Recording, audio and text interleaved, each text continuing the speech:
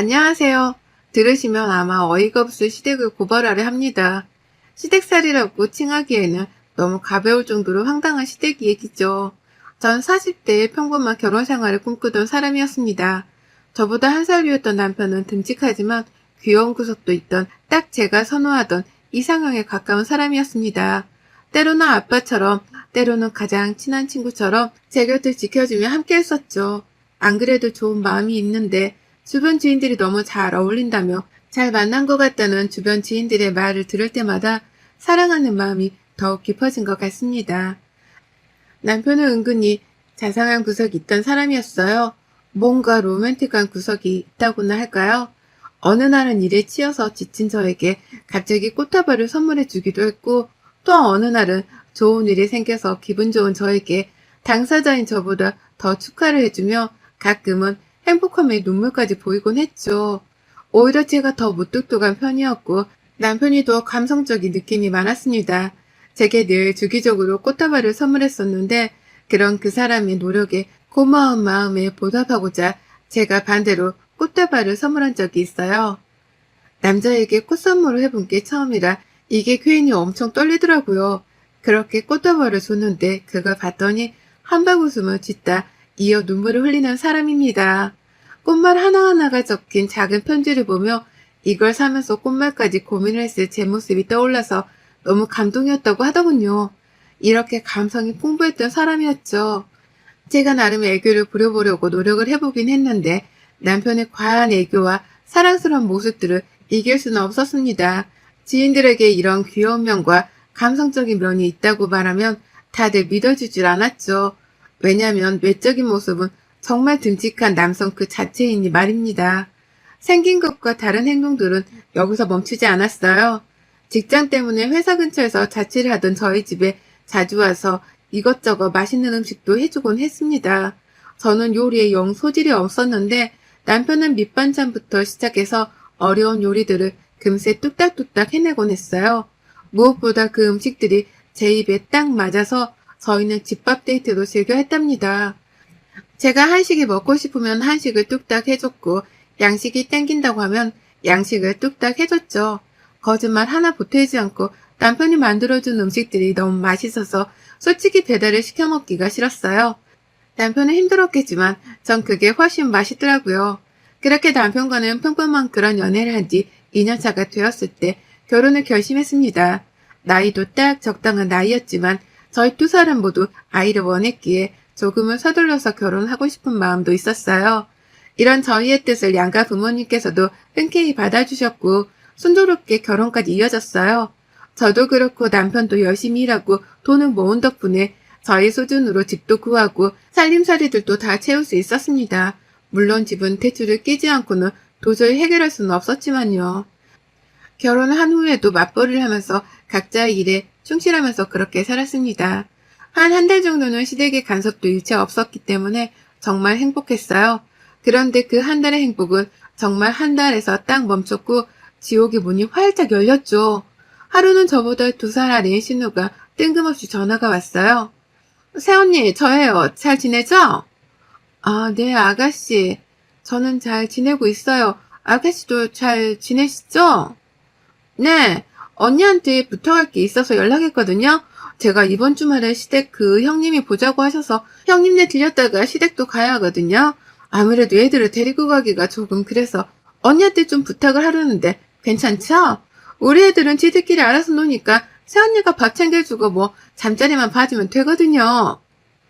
근데 제가 애들을 봐본 적이 없어서 난감하긴 하네요. 난감할 거 없다니까요.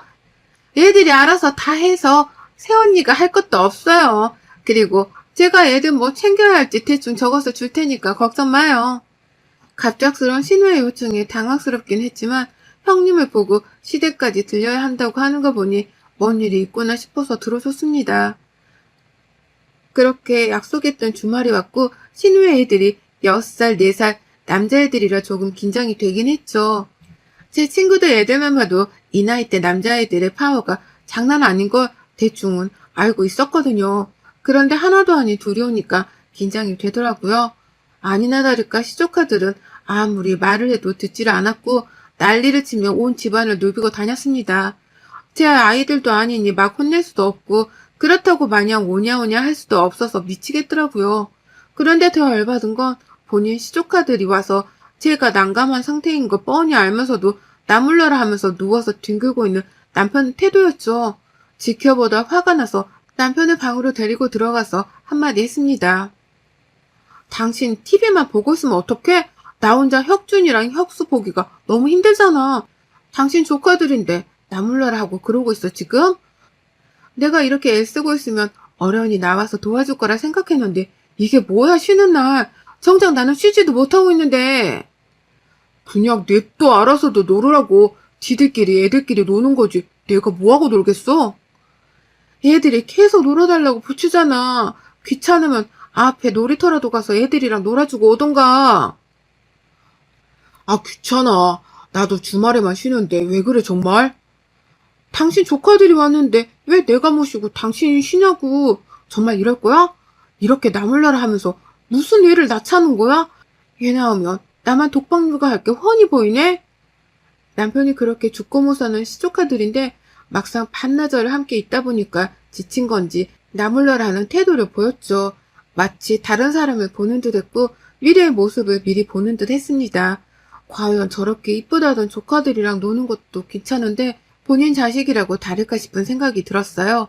애를 빨리 낳자고 노래를 부르던 남편이었고 저 역시 그렇게 하려고 했으나 남편의 태도를 보니 생각이 점점 바뀌게 되었죠. 그렇게 우여곡절 끝에 신우가 오면서 상황은 정리가 되었습니다. 남편과 싸운 건 아니었지만 기분이 좋지 않아서 괜히 서로 딱히 대화도 하지 않은 채 보냈어요.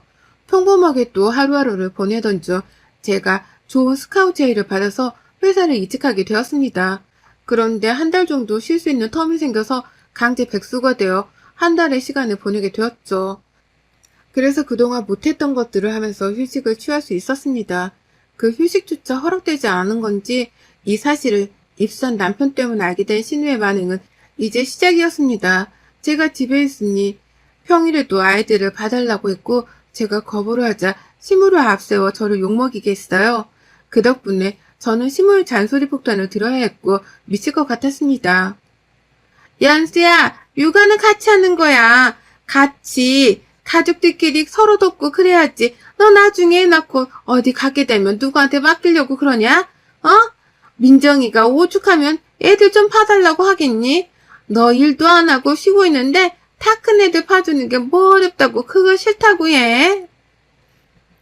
어머님, 저도 일장이란 게 있잖아요. 뜬금없이 아침에 애들 봐주세요. 이렇게 말하는 건 예의가 아니죠.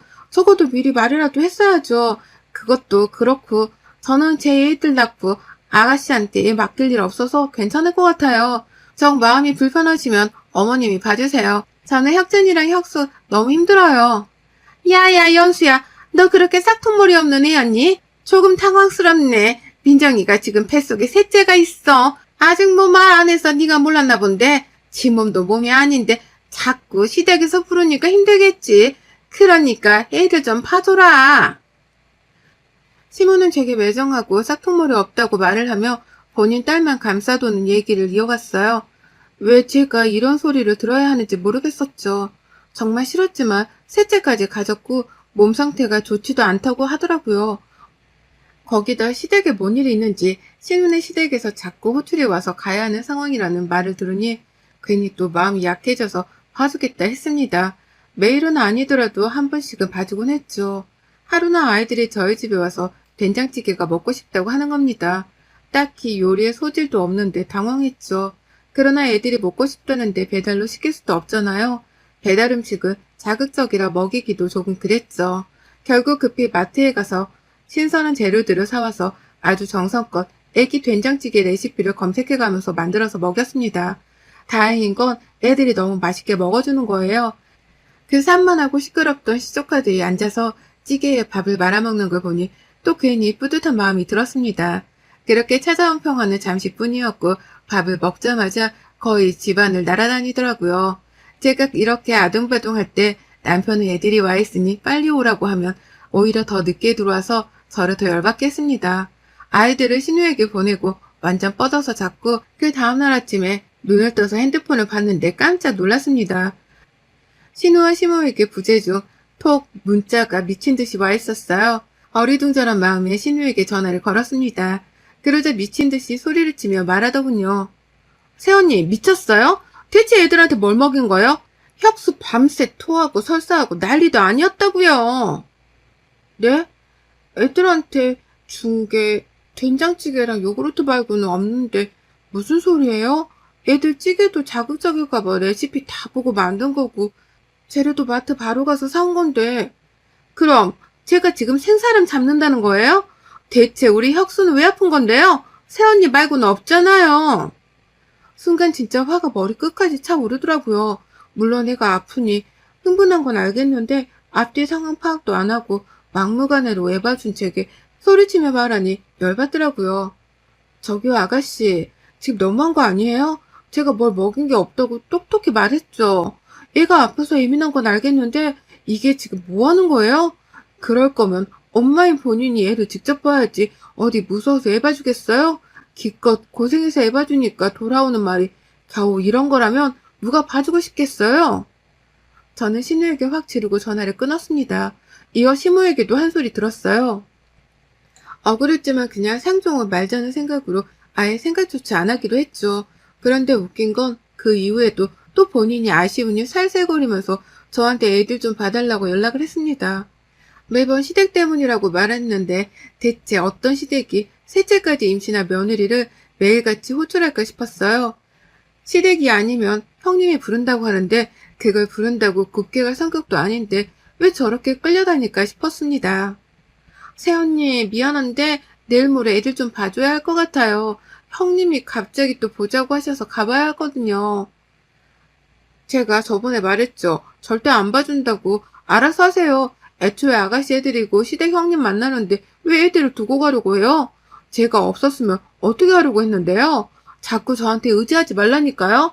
다 필요 없고 저 애들 봐주기 싫어요. 무슨 사정을 해도 2번 다시 안 봐줄 거니까 알아서 해요. 형님이 사정이 있어서 그래요. 새언니, 애들 데리고 갈 상황도 아니고 부탁 좀 할게요.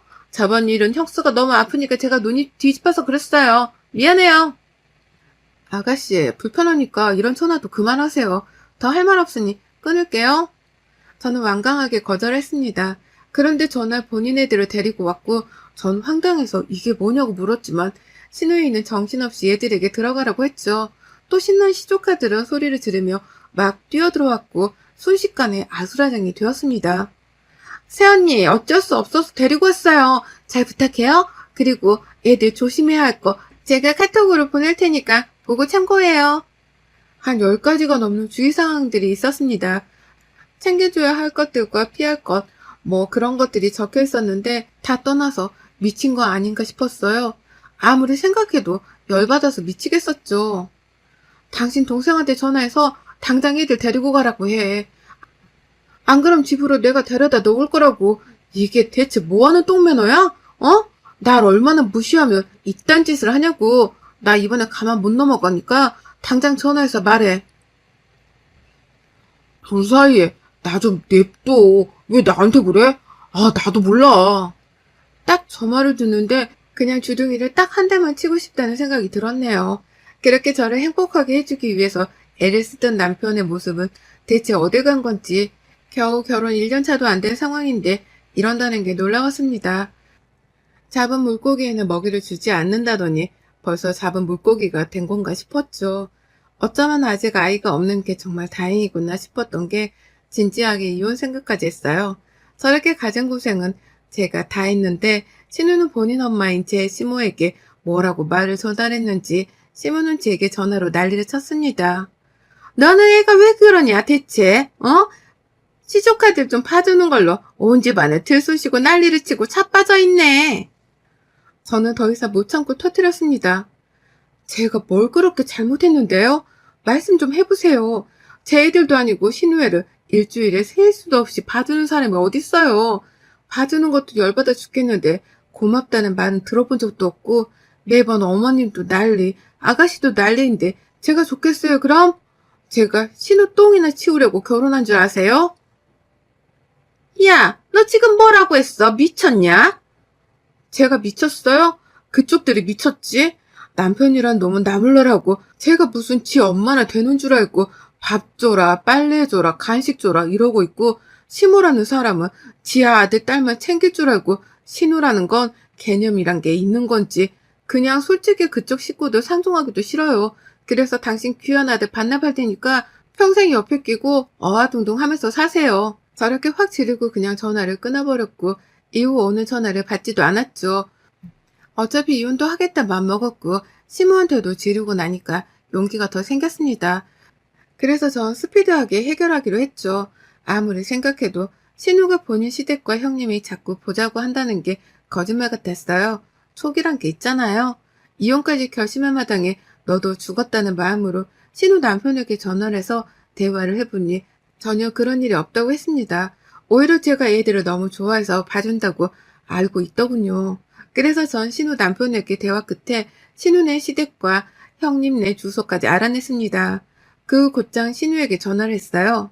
야, 난데 나 지금 너희 엄마한테 니네 오빠 반납했거든? 한마디로 눈에 보이는 게 없다는 말이거든. 그래서 니네 시댁이랑 형님네 가서 한바탕 해볼까 하는데 어때? 뭐라고요? 거기 왜 가 당신이? 뭘 왜 가? 대체 시댁이랑 형님이란 것이 왜 그렇게 널 불러서 날 고통스럽게 했는지 나 이유는 알아야겠어. 억울하잖아. 전화를 끊고 전 정말 바로 신우네 시댁에 갔고 형님이란 사람을 시댁으로 불러놨어요. 제가 보자고 하니 이쪽에서는 꽤나 당황한 상황이었고 신우가 올 때까지 기다렸죠. 안녕하세요. 갑자기 찾아와서 죄송해요. 다름이 아니라 도대체 매주마다 아가씨를 왜 그렇게 부르세요? 그 덕분에 애들을 매일같이 보느라 제가 죽을 것 같았거든요. 결국 이혼하게 되었고요. 새언니 그만해요. 제발. 내가 설명할 테니까. 무슨 말인지 영 모르겠네. 저희는 민정이 얘를 부른 적도 없고 부른다고 올해도 아닌데. 아, 혹시나 했는데 역시나 아니었네요. 이상한 짓거리를 하고 다닌 것 같은데 그건 뭐 그쪽들끼리 천천히 알아보시던가 하세요. 전 그렇게 집으로 돌아와서 남편과 3차전을 했습니다. 이때는 이미 신우가 시모에게 알렸고 시모가 남편에게 일러서 남편이 아주 화가 많이 나 있는 상황이었죠. 당신 진짜 이렇게밖에 못해? 거기까지 찾아가서 그러고 나니까 속이 시원하디? 오늘 대체 뭐하고 다닌 거야? 어? 우리 엄마한테는 뭐 이혼은 한 해 만에 헛소리하고 민정이 시댁에 가서는 뭔 소리 하고 온 건데? 넌 내가 오늘 하루 동안 헛짓거리를 한 것 같아? 전혀 아닌데 어쩌지? 나 너 같은 놈이랑 안 살아. 내가 너 니네 엄마한테 버린다고 했고 버릴 거야. 우리 이혼해. 있잖아. 난 니네 가족들이 싸는 똥이나 치우려고 결혼한 게 아니야. 알아들어? 그리고 네 동생이 애들까지 나한테 맡기고 헛짓거리 하고 다닌 것 같던데? 뭐야? 대체 겨우 이런 일로 누가 이혼을 해? 넌 이게 겨우 이런 일로 보이니까 문제인 거야. 알아들어? 넌 내가 말 안 하면 평생 우리가 왜 이혼했는지 그 이유를 모르겠구나? 그렇다고 말해주진 않을 거야. 넌 반성할 자격도 없는 놈이야. 당신 진짜 진심이야? 이혼하겠다는 말 후회 안 해? 드라마 찍냐? 웃기고 있네. 후회 안 하니까 걱정 말고 니네 가족동은 네가 직접 치우든가 본인들이 직접 치우라고 해. 더럽고 냄새나니까. 전 그렇게 남편과 격한 대화를 마치고 완강하게 이혼을 밀고 나갔습니다. 처음에는 무슨 이런 일로 이혼을 하겠다고 하냐며 제가 정말 하지 않을 거라고 생각한 듯해요. 그러나 시간이 갈수록 제가 확고해 보여서 놀랬는지 붙잡더라고요. 이혼을 절대 하지 않겠다고 난리치길래 소송으로 갈 시 남편이 얼마나 불리해지는지 알려줬습니다. 알려진 이유는 혼인기간이 긴 것도 아니라 위자료나 재산 분할을 유리하게 할 것도 딱히 없어서 그냥 빨리 이 관계를 끝내고 싶었거든요. 그래서 나름 저만의 방법으로 설득을 한 거죠. 하루빨리 헤어지도록 말입니다. 이혼소송으로 가면 불리하단 걸 이해한 건지 협조를 해줘서 나름 수월하게 이혼을 하게 되었죠. 이혼을 하는 과정에서 저는 더 먼저 이혼을 당한 게 신우라서 너무 고소했어요. 분명 뭔가가 있을 거라고 생각했던 신우는 알고 보니 바람을 피고 있었다고 합니다. 제 애기의 수상함을 느낀 신우 남편은 그가 의심되던 행적으로 발뺌했나 봐요. 그런데 바람이 맞았던 거고 뱃속에 있다는 그 셋째도 상간남 아이인지 신우 남편 아이인지도 모르는 상황이라고 합니다. 결국 신우는 남편에게 완전 처참하게 셋째를 임신한 채로 버림을 받았고, 첫째, 둘째는 모두 신우 남편에게 양육권을 빼앗겼죠. 능력도 없고 바람까지 핀 신우의 손을 들어줄 리가 없잖아요.